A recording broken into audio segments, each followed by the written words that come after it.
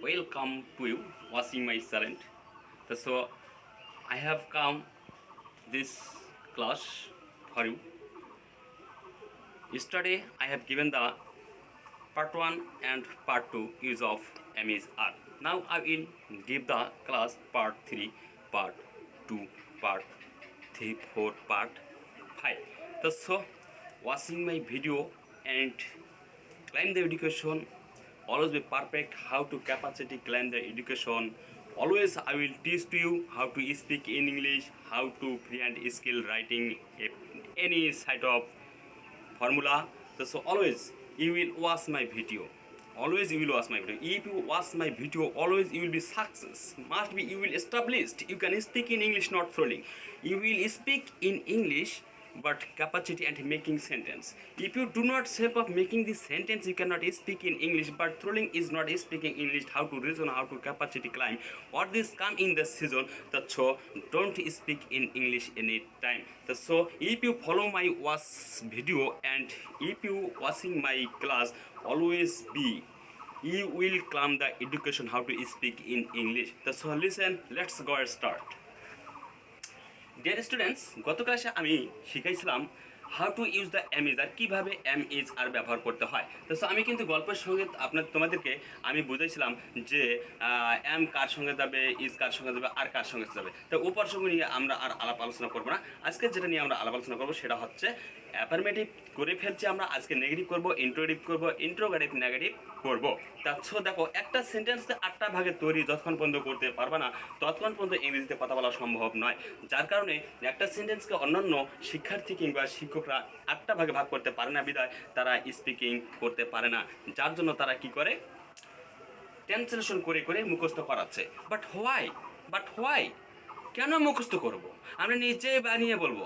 হঠাৎ করে দেখা যাচ্ছে যে তুমি একটা অর্গানাইজেশনে গেলা, একটা যে কোনো একটা পার্টিতে গেছো, তোমাকে ওখানে বক্তব্য দিতে বলছে, বাট তুমি ওই বক্তব্যের উপর তো মুখস্থ করো নাই, কীভাবে তুমি ওখানে বক্তব্যটা দিবা? সো আমি যেভাবে শেখাবো তোমরা সেভাবেই শেখো, তোমরা বানিয়ে বানিয়ে বক্তব্য দিতে হবে। So listen, let's go start. Use of negative form to WS question, negative form পর্যন্ত আজকে আমরা শিখবো। সো আমরা আগে 3টা সেন্টেন্স এর অপশন শিখবো। আমরা আগে একটা সেন্টেন্সের অপশন শিখছি, সেটা হচ্ছে অ্যাফার্মেটিভ। আজকে শিখবো প্রথমে negative. So how to use the negative form. So দেখো এখানে বলছে সাবজেক্ট, সাহায্যকারী ভার্ব, অবজেক্ট, সিডাব্লিউ, এটা হচ্ছে অ্যাফার্মেটিভ সেন্টেন্স। বাট এখানে কিন্তু আমি V1, V2, V3 কোনোই লেখি নাই, যার কোনো এটাকে টেন্সও বলা যাবে না। তাহলে সো দেখো এখানে বলছে সাবজেক্ট, সাহায্যকারী ভার্ব, অবজেক্ট, অর্থাৎ 2 নম্বর সূত্র। কয় নাম্বার? 2 নম্বর, রাইট। তো 2 নম্বর সূত্রের মধ্যে হচ্ছে দেখো সাবজেক্ট, আমি একটা যে কোনো একটা সাবজেক্ট লিখে নেবো। দেখো আমি ভালো আছি, আমি ভালো আছি না, এটা আমি ভালো আছি না, আমি ভালো নাই। আমি ভালো আছি লিখলে গত পর্বের অ্যাফার্মেটিভ সেন্টেন্স হয়ে যায়। তো আজকে দেওয়া আছে আমি ভালো নাই, যার কারণে এটা হয়ে গেছে নেগেটিভ ফর্ম। সো আমি ভালো নাই কীভাবে দিতে পারে? এমনও সময় দেখা যাচ্ছে তোমার একটা বন্ধু তোমাকে জিজ্ঞেস করতে পারে যে বন্ধু তুমি কেমন আছো। তো দেখা যাচ্ছে তুমি শারীরিকভাবে একটু অসুস্থ আছো, তা তুমি যদি ওকে বলো ভালো আছি, তাহলে এটা মিথ্যে বলা হয়ে যাবে। তা তোমাকে কি করতে হবে? সঠিকটাই বলতে হবে। ও তোমাকে জিজ্ঞাসা করতে পারে brothers how are you, when will you say, তখন তুমি কি বলবা? অলওয়েজ ইউ উইল ইলস, তোমরা অসুস্থ, তুমি অসুস্থ, that is why you will be say to that to you.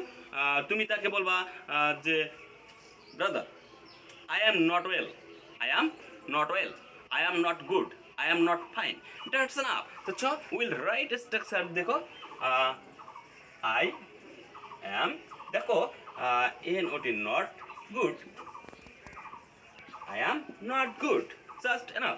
আমরা যদি এর জায়গায় নাইস দেই, ফাইন দেই, ওয়েল দেই, জাস্ট এনাফ, তাও হয়ে যাবে। তো দেখো এখন আমি গত পর্বে তোমাদেরকে শেখাইছিলাম যে আয়ের সঙ্গে কে যাবে। দেখো তো তোমরা আজকে লক্ষ্য করে আয়ের সঙ্গে কি অ্যাম গেছে? জাস্ট গিয়েছে, চলে গেছে। তা আয়ের সঙ্গে কে যাবে? এমই যাবে। আবার আমি আজকে একটা দেখাবো তোমাদেরকে। কেউ তোমাদেরকে জিজ্ঞাসা করতে পারে যে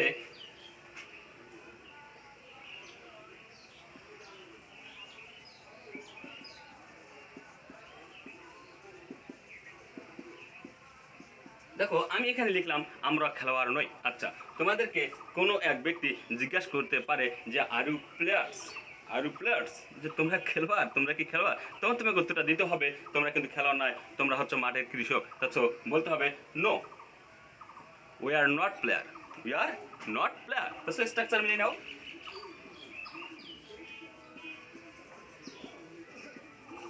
আচ্ছা দেখো তো ডিয়ার ভিউয়ার্স, দেখছো আমি সেদিন বলছিলাম আর মানে হচ্ছে গ্যাঞ্জাম, গ্যাঞ্জাম মানে হচ্ছে ভিড়। তাই এখানে দেখো উইয়ের সঙ্গে কি আর গেছে, গেছে, সর্বদাই আর যাবে, কারণ আর যেখানেই চলে যাবে সেখানে দেখতে হবে বহুবচন মানে গ্যাঞ্জাম আছে। দেখছো আমি আজকে তোমাদেরকে নেগেটিভ ফর্মটা নিয়ে বোঝালাম। যেমন বলো আমি যার অর্থ মনে রাখবা বর্তমানকে কোনো কিছু বোঝাবে, ভালো মন্দ, আমি ভালো আছি, ভালো নাই, কেমন আছো, কেমন নাই, এরকম বর্তমানে নিজেকেই কোনো কিছু বোঝাবে, তাহলে আমি যাদের ব্যবহার হবে।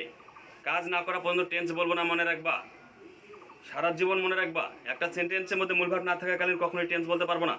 Yes, keep that in mind, so always remember this is not tense, this sentence is more about tense, that's call to say out of tense. এটা হচ্ছে আউট অফ টেন্স, অর্থাৎ আউট টেন্সের বাইরে। আগে এগুলো দিয়ে ভালো করে ছেঁকে নাও, তারপর আমরা টেন্সে যাব। যখন টেন্সে যাব তখন অবশ্যই তোমরা যে আমার ক্লাস বরাবর দেখে থাকো স্পিকিং করতে পারবা, মুখস্থ করতে হবে না। আমি মুখস্থ বিদ্যা তোমাদেরকে শেখাবো না, তা সো আমি শেখাবো কীভাবে বানিয়ে লেখা যায়, রাইট? তা সো দেখে নাও।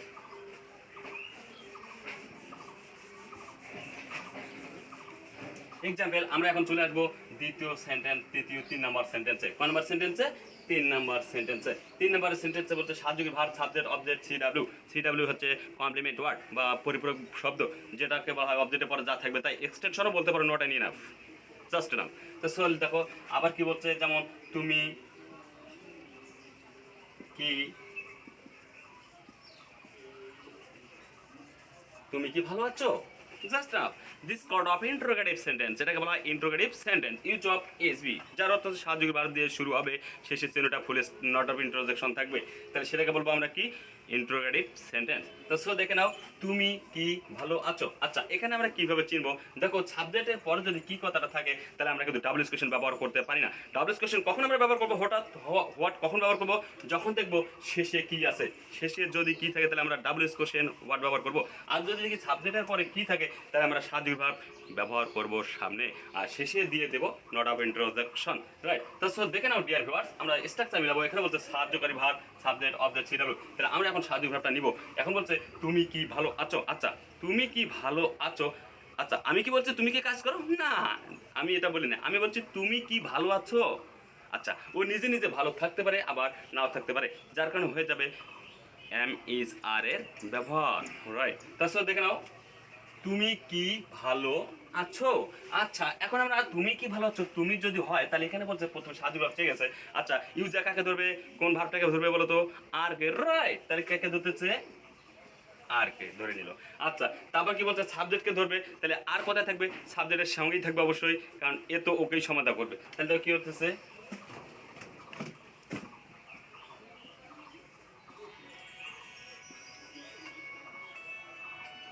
জাস্ট নাও। দেখে নাও dear students, are you well, are you well. আচ্ছা দেখে নাও, আর ইউ ওয়েল আমরা স্ট্রাকচারের সঙ্গে এখন মেলাবো। দেখো সাহায্যকারী ভার্ব, সাবজেক্ট, অবজেক্ট। আচ্ছা দেখো তো সাহায্যকারী ভার্ব, সাবজেক্ট, অবজেক্ট আছে, আছে, জাস্ট নাও। এখন দেখো প্রশ্নটা কিভাবে হতে পারে, তোমাকে কেউ কোনো বন্ধু জিজ্ঞাসা করতে পারে, friend how are you, are you well, are you well, তুমি কি ভালো আছো। তখন উত্তরে আসতে পারে ইয়েস আই অ্যাম ওয়েল, তাহলে অ্যাফার্মেটিভটা চলে গেল। তা দেখো যে সেন্সে আমরা কথা বলবো, যে সেন্সে প্রশ্ন করবো সেই সেন্সে উত্তরটা আসতে হবে। তা অবশ্যই মনে রাখতে হবে, আমি যদি প্রেজেন্ট ফর্মে কথা বলি প্রেজেন্ট ফর্মে উত্তরটা দিতে হবে, আমি যদি প্রেজেন্ট ফর্মেই প্রশ্ন করি প্রেজেন্ট ফর্মেই রিপ্লাই করতে হবে। If I question already present form but reply to you present form. If I question to you past form, always reply that past form. If I question to you present form, if you reply that past form, it is not possible. But always same to same, present to present, past to past, future to future. Always this description is always the fact. So dear students, let's go start next topic. So this topic is very important for you. Always you will watch my video and you can speak in English anytime like to me, same to same. আমি চাই আমার video যারা দেখবা আমার থেকেও বেশি এক্সপিরিয়েন্সার হয়ে যাবা, আমার থেকেও তোমরা অবশ্যই অবশ্যই ইংরেজিতে কথা কবা। আমি চাই, আমি কখনো মুখস্থ বিদ্যার উপর ভর করি না, আমি মুখস্থ বিদ্যা পছন্দ করি না। তো so let's go start next topics. তো সো এখানে বলা হয়ে গেছে, দেখো এখানে তোমরা এভাবে বলতে পারো, তুমি কি ভালো আছো, আর ইউ ওয়েল। আমরা কি ভালো আছি? আর উই ফাইন। যেমন বলতে পারো সে কি ভালো আছে, is he well, is he fine, is he good, just enough, এভাবে। আবার স্ট্রাকচারের সঙ্গে মিল করে দেখবা। আবার যদি বলা হয় তোমার বাবা কি বাসায় আছে, is your father at home today, is your father at home today, তোমার বাবা কি বাসায় আছে। যদি বলা হয় যে নেগেটিভ ফর্মে যদি প্রশ্ন করা হয় তাহলে আচ্ছা is your father at home today, তোমার বাবা কি আজ বাসায় আছে, তুমি কি কবা যে no, no, my father is not at home today, আমার বাবা আজ বাসায় নেই। এভাবে সিস্টেমটা চলে আসবে। So let's go start next topic. এখন চলে আসবো আমরা 4 নম্বর অপশনে, সাহায্যক verb subject not object CW. তাহলে দেখো কি বলছে,